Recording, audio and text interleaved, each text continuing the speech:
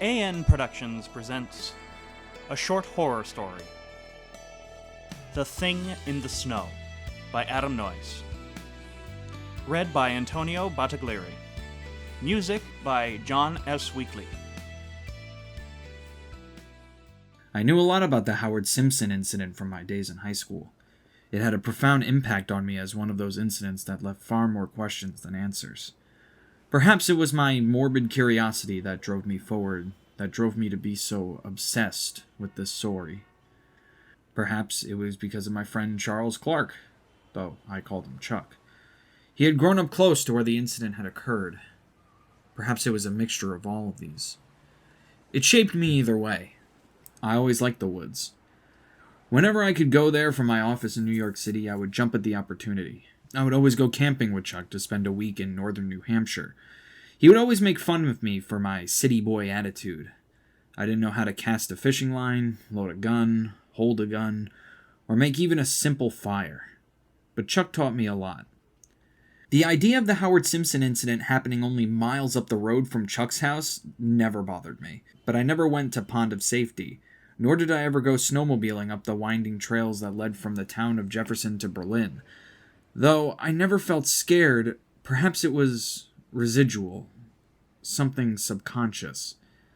Chuck was still in New Hampshire renovating an old house while I was in New York. I was trying to find a good story for my strange and unexplained monthly online magazine. I was about to pick one when I got a call from Chuck. "Matthew Crafton," he roared. "have I got something for you?" It turned out Chuck was renovating the house owned by a lone survivor of the Howard Simpson incident.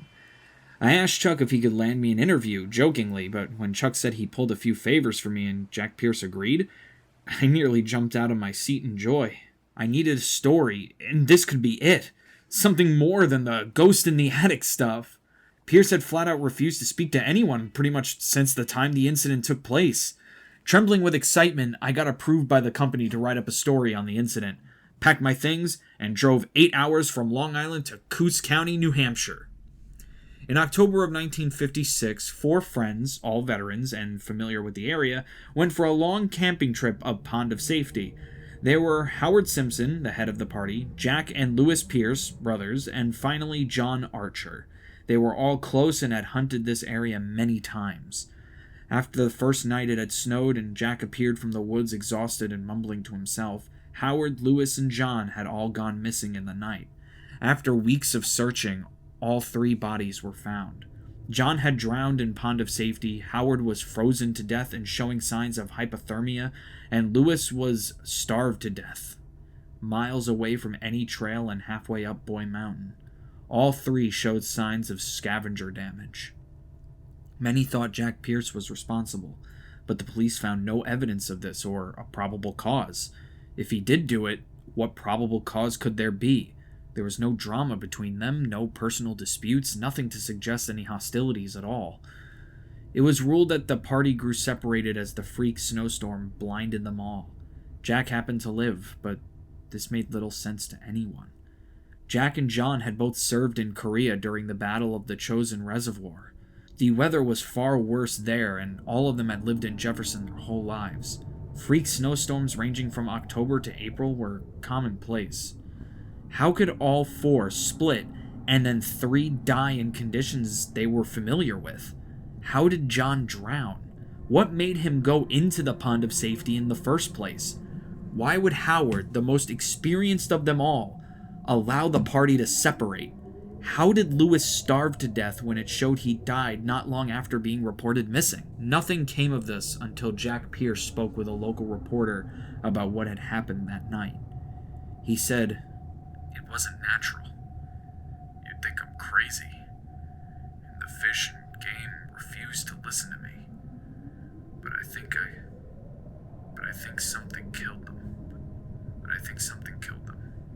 I never saw it, or maybe I did, but refused to remember. But I think the thing on the snow did them in." This started a fire of questions, and when the quote was published, Jack Pierce was hounded by reporters from all over New Hampshire to explain. Theories range from Jack Pierce doing it himself, to Sasquatch, to aliens, to Jack Pierce looking to make some money off the tragedy, Jack Pierce was ridiculed heavily for it, and he shut himself away from most other people. He went to work at the sawmill, then go home alone. I thought he had died, but when Chuck texted me a picture of him, it was clearly the same Jack Pierce I had seen in photographs, except now he was 84 years old. If I was going to get a story from him, now would be the time. Soon he would be gone forever, the secrets of that night along with him. Pierce was even smoking the wooden pipe seen in most pictures taken of him. I unpacked at Chuck's and spent the night there. The next day we both went straight to Jack Pierce's home in the Twin Mountains, about 30 minutes south from the Pond of Safety. I had not been here in a while, and the trees were all the same as I remembered. The White Mountains were still beautiful, and the skies the bluest I'd ever seen. I was also reminded of the isolation this place produced. Houses were few and far between, the nearest stores were miles away. Trees were the barriers between homes here, not other buildings or fences. It made property far more individualized.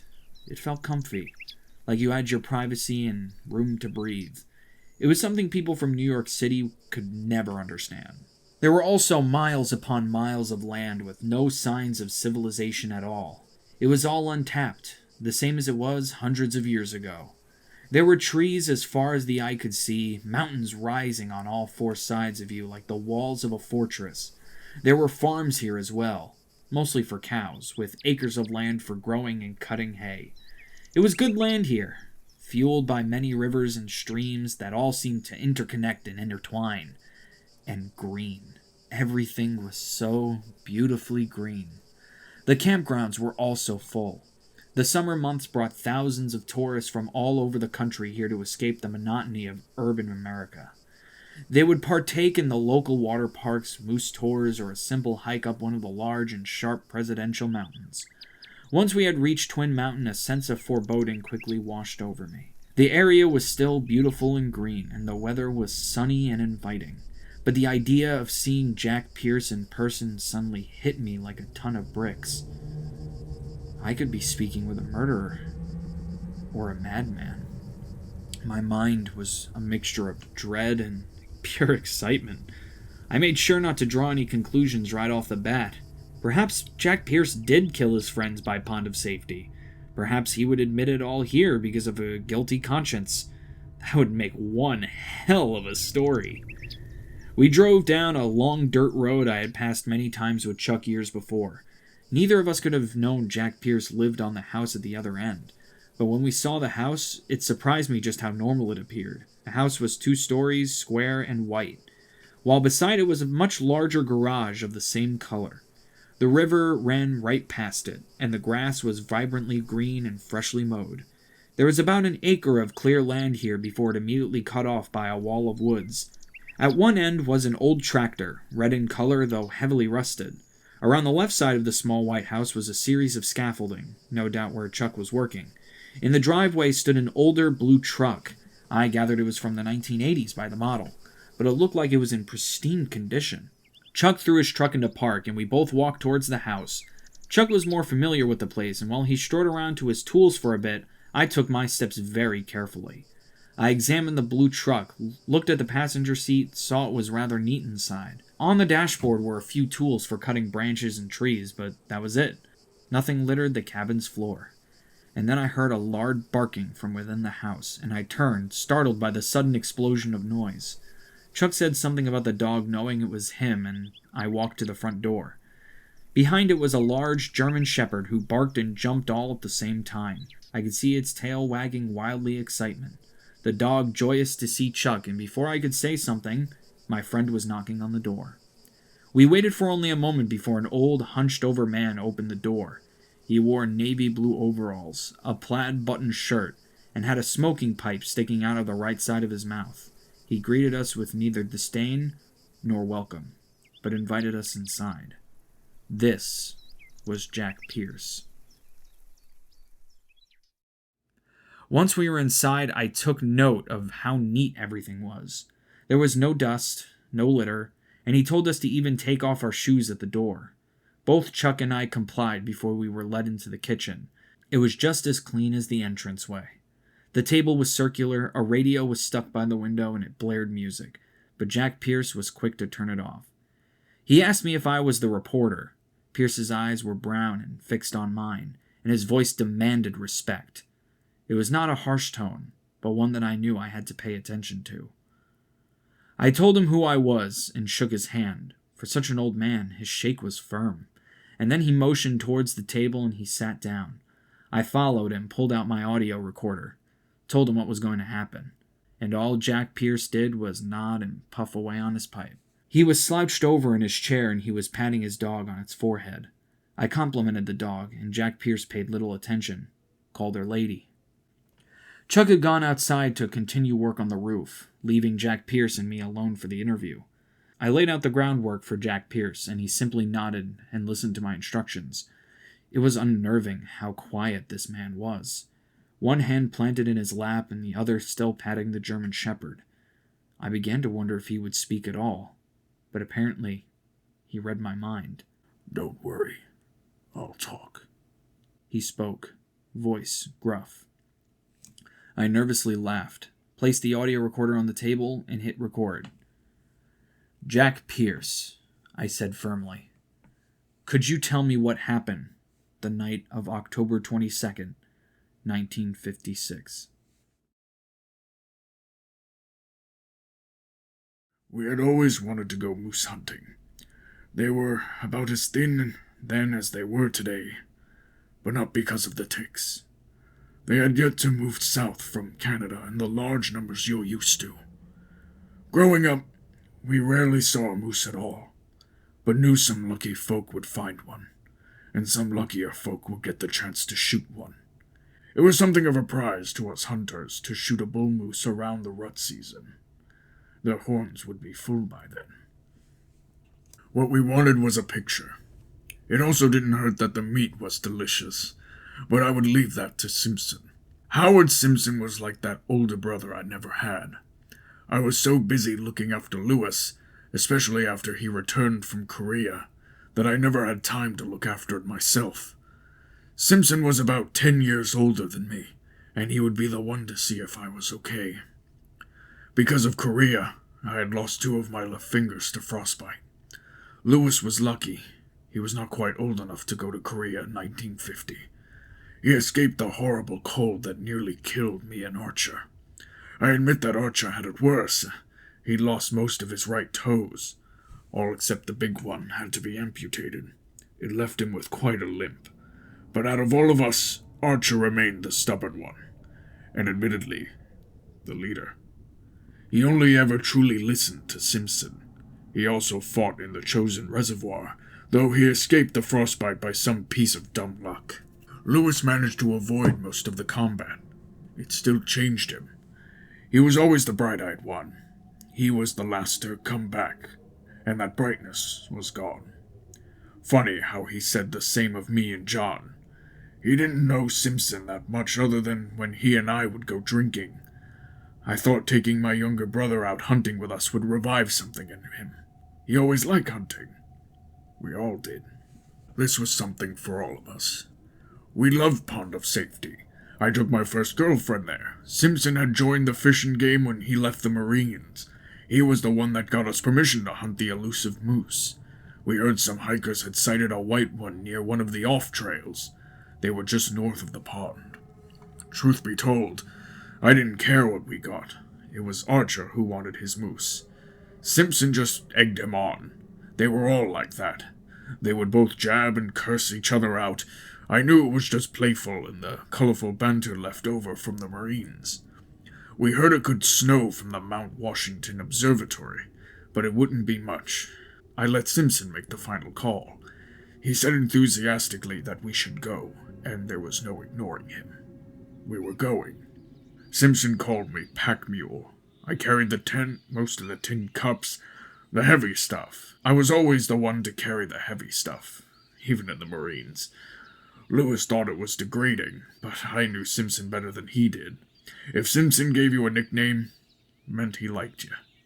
And he gave us all different nicknames. Lewis was Chicken Shit, I was Pack Mule, and usually Archer was simply Stubborn Ass. I liked that one the most. We moved into the woods around noon. Moose were usually more dormant during the day, so we could hike inwards. By 4 o'clock, we would start hunting. Archer was full of piss and vinegar. He could barely stand still. Simpson would knock him down a peg, but it was all in good fun. Lewis stuck close to me, like he always did. We had all dressed in layers, a large coat for the snow. Most of us had it in our packs. Then we had a lighter jacket, usually red and plaid. Then a t-shirt. Then long johns. Our hats varied. I can't remember what Simpson wore, but the rest of us had bomber caps made of rabbit fur. We followed Simpson because he knew which trail we were going on best. According to him, it was close to where the hikers saw the moose. I was the first to begin setting up the tent. It was robust and heavy. It was good for handling snow. While I put up the frame and readied the tarps, Lewis looked for wood. The leaves were all sorts of different colors. Though most were on the ground due to late fall winds, we could still see Boy Mountain awash in different shades of orange and yellows. I could see Pond of Safety's water clearly. I could also hear the occasional loon wail away, and the geese migrating south for the winter. It took me no longer than an hour to set up our camp. This gave me about 2 hours of daylight left. I had plenty of time to go out and look for any signs of moose. Lewis stayed back and readied our meal of pork and beans. Simpson went to the right, Archer to the center, and I to the left. We had packed enough to stay out here for 3 days. My mission tonight was to simply find any sign, not to actually get something. Don't get me wrong, I wouldn't hesitate to shoot a bull if it crossed my path, but tonight was for scouting on my end. If anything, I was worried about the black bears. They would smell Lewis cooking and become curious. I was not worried for Lewis. He knew full well how to defend his dinner, but more for the campsite itself. An angry black bear could do considerable damage, though they were mostly afraid of us more than we were of them. I had traveled about 2 miles and didn't see no sign of moose.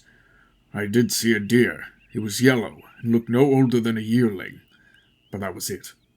I remember it being extremely quiet and peaceful there. Snow clouds had begun to settle in, but the wind was just crisp enough where I didn't sweat when I moved. But as it began to get too dark for me, I decided it was best to head back to Lewis. I decided to take the south trail the next morning. I returned to find Lewis still cooking and maintaining a small fire. He was alone and greeted me almost like a puppy. He was always like this with me, especially after Korea. I had just sat down when a loud crack roared through the air. A gunshot! I stood and tried to figure out which direction it had come from, and decided it came from the North Center Trail. It meant John Archer. Lewis distinctly wanted to go in that direction, but I told him to stay back. I knew Archer well. If he got his moose, he would want to drag it himself. Even with his missing toes, it would wound his pride if he had to ask for help. Silence followed, and I took one of my tin plates and dug into our dinner. Lewis tried, but was too distracted. He kept looking to the north for a sign of Archer. Simpson had yet to return, but I was not worried for him. Simpson was just as good of a tracker at night as he was in the day. He had always seemed to find the path no matter what, even without a compass. He said he learned it from his father, who was half Apache, or so he said. Simpson came back first. I wasn't surprised. He was pissed he hadn't found nothing, but soon shut up when he dug into his meal. It was full dark when we all witnessed Archer stumble out from one of the trails. His limp was great, and his arms were covered in a dark liquid. I shined my steel flashlight on him. I saw blood. I wasn't alarmed, though. If he had indeed shot a moose, he would have to gut it. In order to do that, he would need to cut around the anus, then slice about midway up the stomach. Once that was done, he could start pulling out the intestines without much of a problem. It was always a bloody affair. He was clearly excited. He told us he got a bull, which made Simpson proudly slap Archer on the back. But it wasn't just some random moose. It was the white one seen by the hikers. Archer then said he needed help dragging it back to camp. I could tell his pride had been wounded, but he got his moose. We had decided before hiking that if we were to get a moose, we would cut it up right there. I had lugged a small cooler which I stored in a stream close by to keep cold. We could keep it like that for a couple of days if need be, without the meat going bad. We hiked about 3 miles in. Archer led the way with Simpson close behind. Then came me. Then came Lewis, who always tended to travel last. He was just like that, I think. Archer's limp was heavy, but he was too stubborn to sit down for a moment. He needed to get to his moose, and he would not shut up about it. He ranted and told us, no doubt, an exaggerated story of how he had shot it at an impossible angle left-handed. Lewis ate it up, and Simpson seemed to play along. I said nothing. Archer suddenly stopped. I walked up beside Simpson and could see my friend pacing wildly, checking under brush. He asked me for the flashlight, and I obliged. He shined it all about, cursing the entire time in a panic. He told us it was here. He told us he gutted the moose right here. Simpson helped him look around while I took Lewis a little further north. It was possible Archer had confused the location in the night. I had done it many times deer hunting before. But Lewis and I both traveled in vast circles. I could still hear Archer cursing up a storm. What struck me was that if this was the area Archer had gutted with his moose, there would be some signs of blood, a beaten-down path, or even a pile of guts. Also, I smelled nothing. Moose, from what I've been told, stink almost as bad as bear. I smelled nothing here but mud and decaying leaves. The direction of the wind made sure I would have smelled it. The only explanation I could muster is that in the heat of the moment, Archer got mixed up in his tracking. I returned with Lewis to discover Archer infuriated. Simpson was trying to calm him and not doing a very good job of it. Archer was screaming. He was so sure he had gutted his moose right here, yet there was no blood, there was no trail, and there was no moose. I remember Archer saying that he punctured its gut by accident with the bullet. That meant it would not only be bloody from the gutting, but also the moose would have been bleeding out before it finally dropped. Clearly Archer had shot it. Clearly Archer had gutted something. He still had the dried blood on his arms to prove it. A gutted moose would not get up and walk away. It was dead. It had begun to snow, and Archer's rage had not subdued. I wanted to head back to camp and try again in the morning, but Archer was so adamant on finding his moose. I didn't blame him. Scavengers would find it in no time at all, especially this time of year. But it was Lewis who seemed to be scared by the situation. He practically clung to me, and he kept saying he felt like there was something watching them. I felt nothing, and told him to calm down. As the snow got worse and the wind picked up, even Simpson knew it was time to head back to camp. We had been searching for 3 hours to no avail. Archer finally caved and we returned to the camp. The fire was out now. Luckily, Lewis was smart enough to put away the food. We packed inside the tent and hunkered down to get some shut-eye. Simpson was the first to crash. He could sleep anywhere, no matter what. Lewis wouldn't admit it, but he was quick to fall asleep too. It left me and Archer together in silence. We listened to the wind howl from up on Boy Mountain. It had also gotten tremendously colder than the previous hours, and I had pulled out the winter jacket. Archer did nothing and just sat in his bag like a child. I thought he was just pouting, but apparently he was listening to something I could not hear. Every once in a while I could see him look in the direction of Boy Mountain. It would be a sudden jolt, not like someone just casually looking around while they tried to sleep, and as the night continued, it became clear that Archer was not trying to sleep at all. He was not pouting or wallowing in his own misery. Archer was afraid of something. He would startle at any little creak or thump in the woods. I just watched him for a while, and it reminded me so much of how he was after that first attack in Korea. It wasn't until he actually almost yelled in fright that I gave him any true attention. His scream was muffled. It was as if he was trying not to wake either Lewis or Simpson, but I was there as he was for me in Korea. We were brothers that way, I guess. We had seen worse things together. But as I sat beside him, I could see Archer shaking. He wouldn't speak to me. He wouldn't frantically look about the tent as if seeing spirits. I tried to tell him it was okay, but the words didn't seem to comfort him. It would move with the wind, I discovered.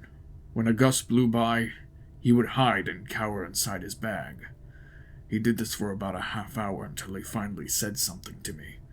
He kept telling me that something was calling him in the wind.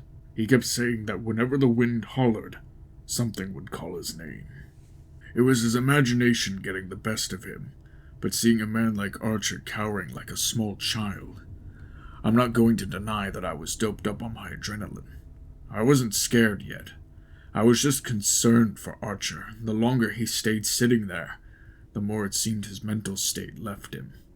His shaking got worse. He would mumble to himself. He was even for his own mother. By now, both Simpson and Lewis were up. Lewis came over beside him, and Simpson remained silent. Good thing, too. I thought his usual jibes would only make it worse. Little did I know that nothing would have stopped Archer at this point.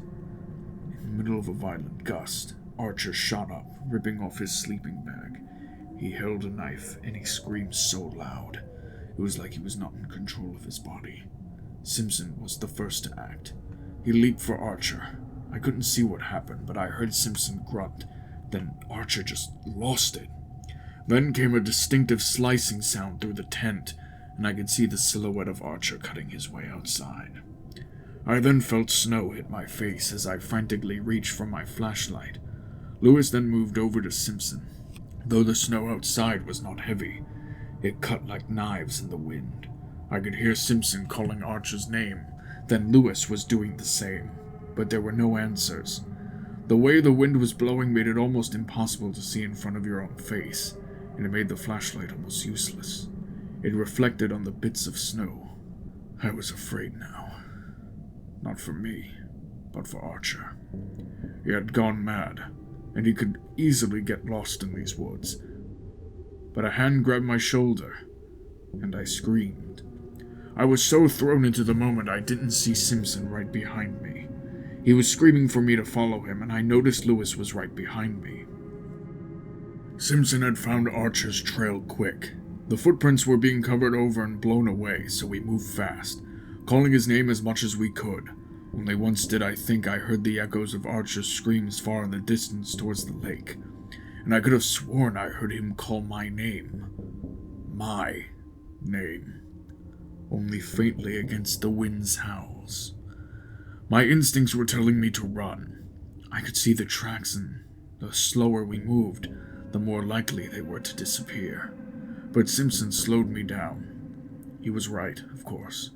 With visibility near gone, we had to move as one. It was our best chance of not getting lost ourselves. Lewis was the first to say something other than hollering Archer's name. His grip tightened on my shoulder, and I looked back at him. He was pointing to the ground. I shined my light to it and found what looked like a hoof print, not only through the fresh snow, but into the muddy ground.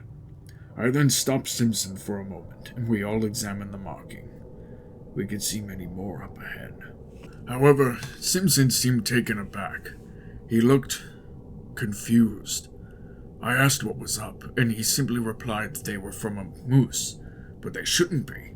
He said that they were too big. Much too big, in fact.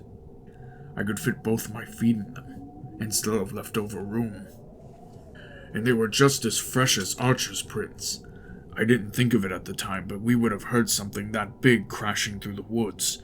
It wouldn't matter how much the wind blew, we would have heard it. What mattered was finding Archer in this horrible storm, but as we moved, we found that the prints seemed to parallel Archer's. One print would appear every 15 feet or so, and I could tell it frightened Simpson. He remained silent, which I thought was for the best. I needed to find Archer. Nothing else mattered to me. But even I could notice how the prints seemed to be stalking Archer, even moving in like a predator.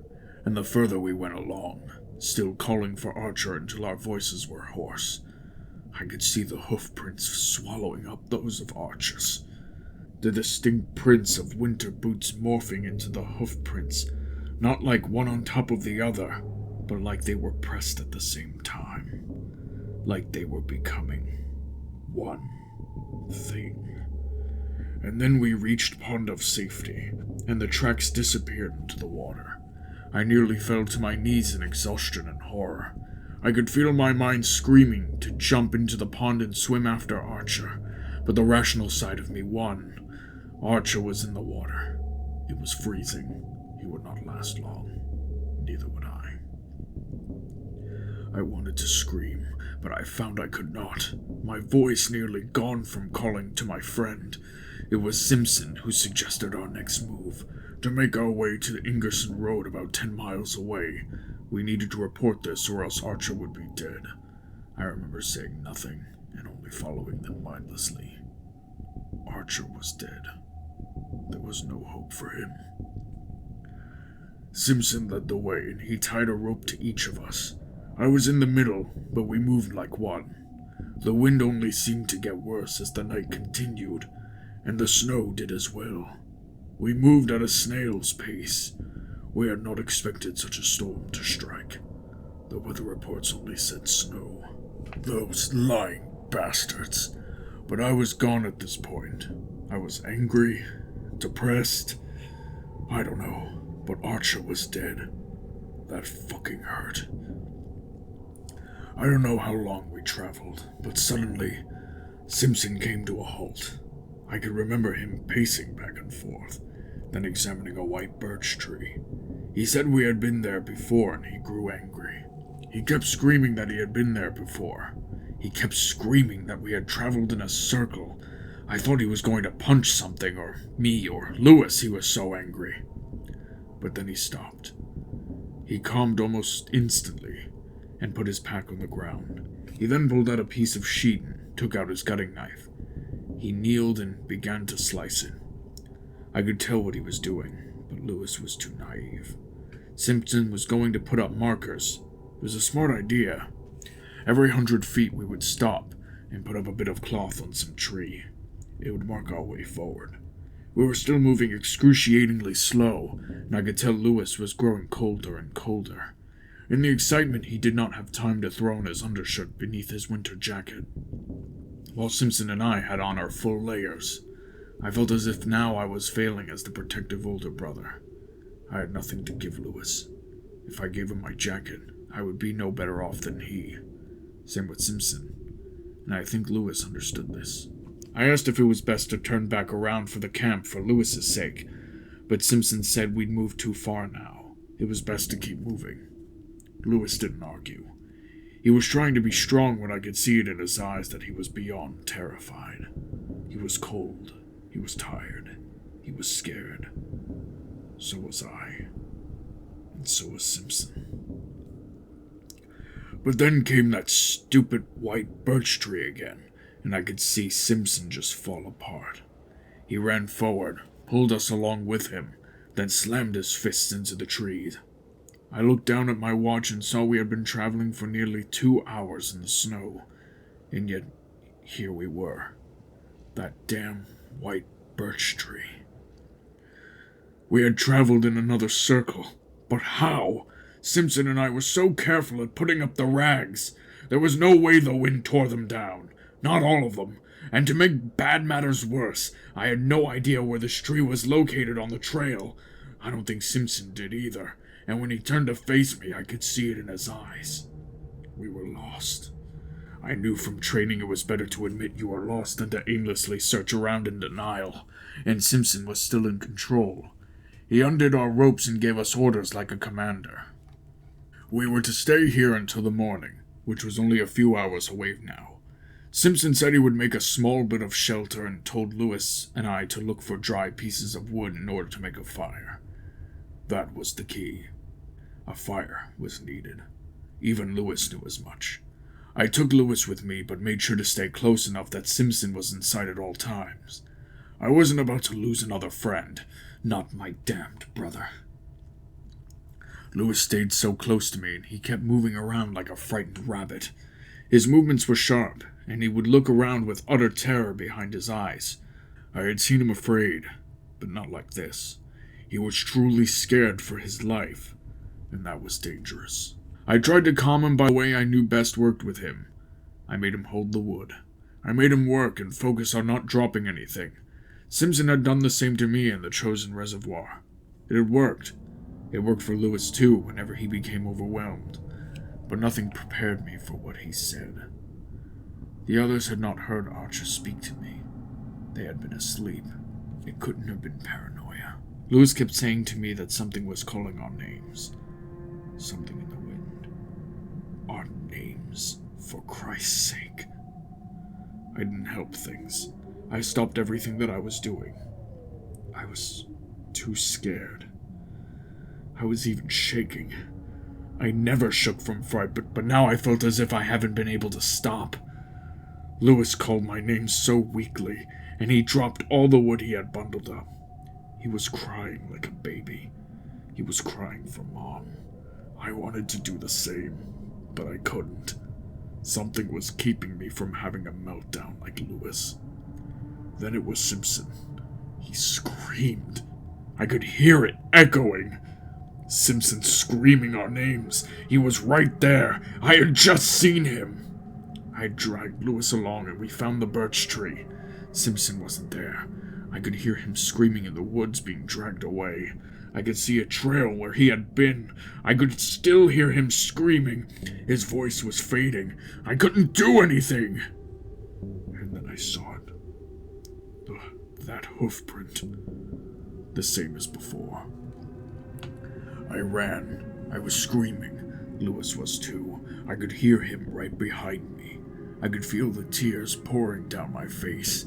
I could feel the snot turning to ice under my nose. I could feel my heart pounding like it was ready to explode. I just ran. I didn't know what to do. And suddenly, I was on the ground. I could feel a warm liquid dripping down my face, and Lewis was suddenly right there. I blinked. I looked around.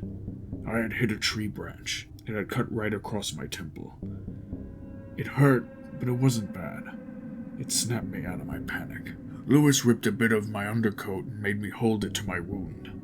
I was still on the ground, and he hunkered down beside him. It was so dark. I could barely see anything, but I could feel Lewis curling up beside me like a puppy. I could feel him shaking. By now I had calmed, and I unzipped my heavy jacket and somehow wrapped it around both of us. Lewis was cold, much worse than me. The shared body warmth would be enough, and we just sat there. I didn't know exactly where we were, but if we had each other, I thought we'd be all right. I wasn't leaving Lewis. I wasn't going to go out and find firewood. I was staying right here with him. He was crying again. So was I. What the hell was that thing? The print had appeared. Why didn't I hear it? Then Lewis spoke between chattering teeth. It was barely audible. I don't know if it was for me or to himself in a fit of madness. He kept saying he could hear Simpson and Archer screaming for us, like it was an echo, and he began to rock back and forth. I tried to stop him, but I couldn't. He could see something. He said he could see it staring at him. He kept saying the thing in the snow was staring at him. Those red eyes were boring into him, but I couldn't see anything. I looked around and saw nothing, but Lewis did. Had he finally snapped? Had I snapped? And then he was screaming. He couldn't take the sounds of Archer and Simpson. He covered his ears and closed his eyes. I could physically feel him being lifted off the ground. He shot up and I wrapped my arms around his waist to keep him still. I had never heard him scream like this.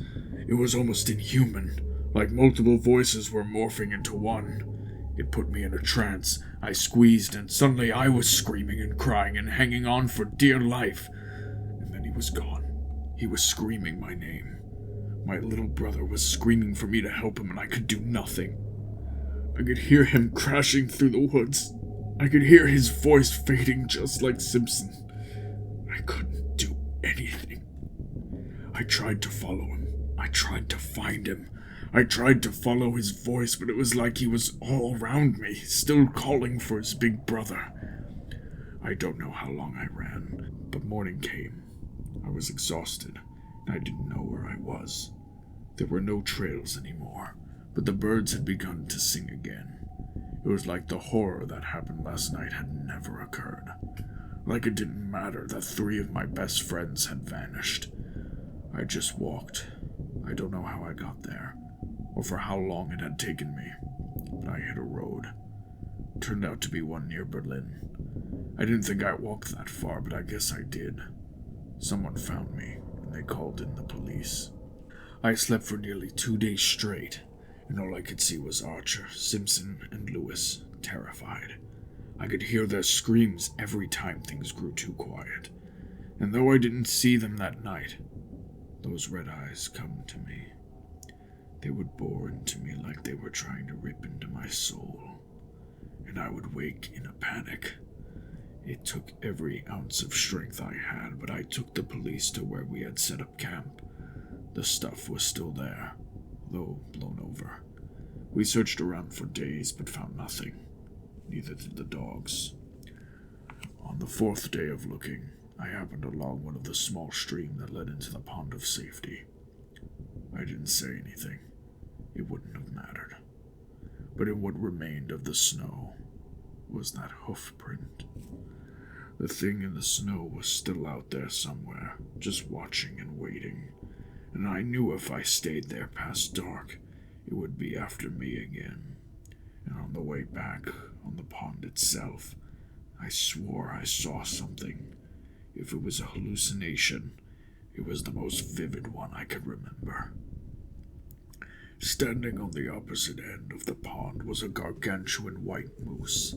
It just stood there broadside staring at me, and I knew Lewis wasn't mad anymore because its eyes were red, and it just watched me until I looked away for a brief moment as the police came back from their search, and the thing was gone, like it was never there. I will never go to the pond of safety again, because I know the thing is still there, and it is still waiting for me. I don't know why, but it is, and I won't ever go back to see it. Jack Pierce seemed to be feeling remorse. I was at a loss of words. This was such a ridiculous story, I found it believable. Perhaps not a giant white moose, but something did indeed take Lewis, John, and Simpson away.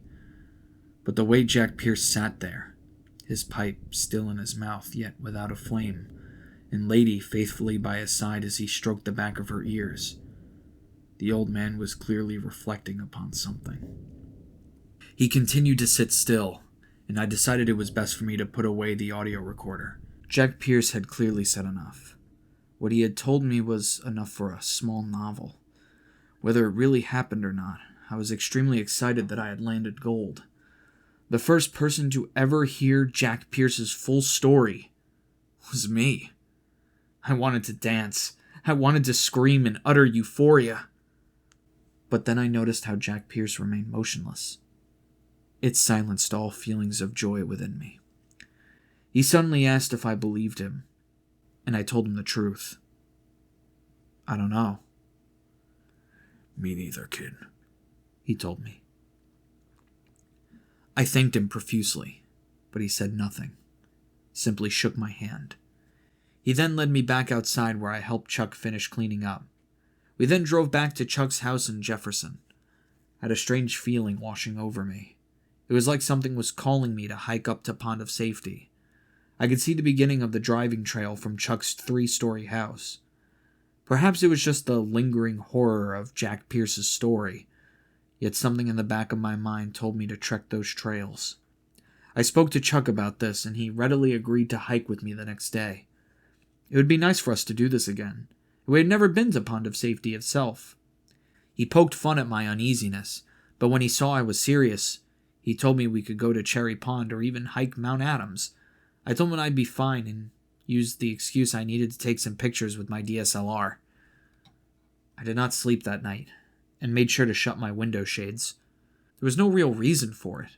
It was nothing but the residual spooks from Jack Pierce. To pass the time, I transcribed the story, then jot down the exact location. The Howard Simpson Incident took place by looking it up on an online map.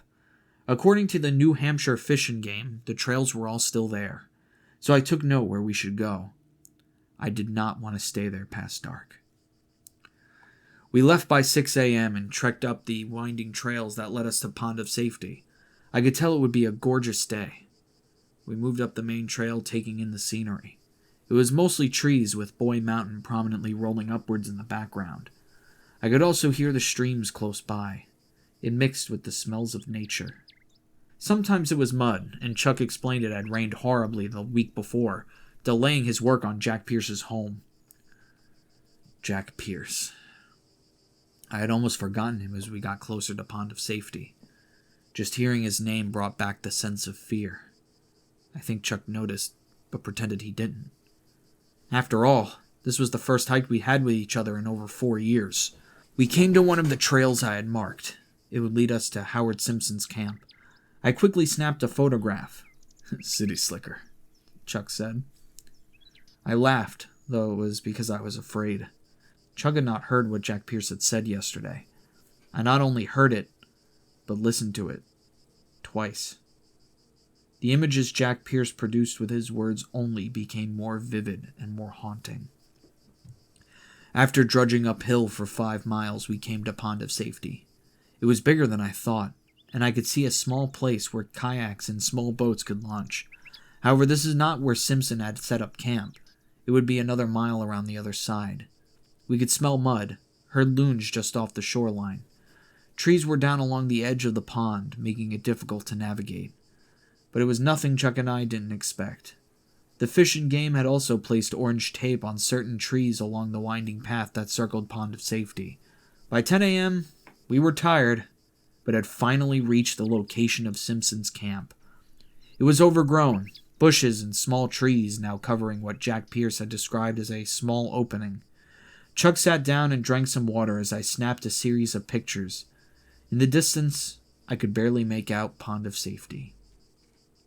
A sudden and visceral feeling of paranoia washed over me, and I looked around frantically. Chuck blamed it on my nerves and that I shouldn't read horror stories before hiking.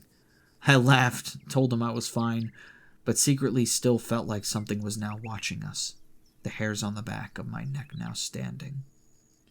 By noon, we agreed to start heading back. I was content with the pictures I had taken. I found it much easier going back down, but much hotter than this morning. We soon reached the small land dock, and I stopped to take a swig of water. I no longer felt that paranoia, and I chalked it up to my nerves.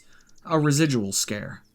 I leaned against a small tree and looked out over the pond one last time when I swore I saw something on the other side. It was hidden within the tree line, but I could distinctly see patches of white. I instantly shook with fright, my heart jumping out of my chest, and I could feel something watching me again. It had to have been my eyes. So I scrubbed them, squinted, even threw some water from my canteen onto my sweat-soaked face. Yet the thing was still there. I instinctively grabbed my camera and tried to take a picture, but before I could find a focus, the thing was gone. The white was no longer there, and the feeling of being watched slowly dissipated. Chuck took notice and patted me on the shoulder, jumping me. I apologized profusely, and Chuck just continued to make fun of me for the rest of the hike. When we returned to Chuck's house, I tried to catch a nap, but failed miserably. I know I saw something staring at me. Not at Chuck, but at me. It was so unnerving. So unlike any kind of fear I had experienced before. I could not help but think that Jack Pierce was not lying, or crazy. Jack Pierce might have been telling the truth. That the thing in the snow was still out there, waiting for something. This was The Thing in the Snow by Adam Noyes, read by Antonio Bottiglieri, and music by John S. Weekly. Copyright AN Productions, August 2nd, 2018.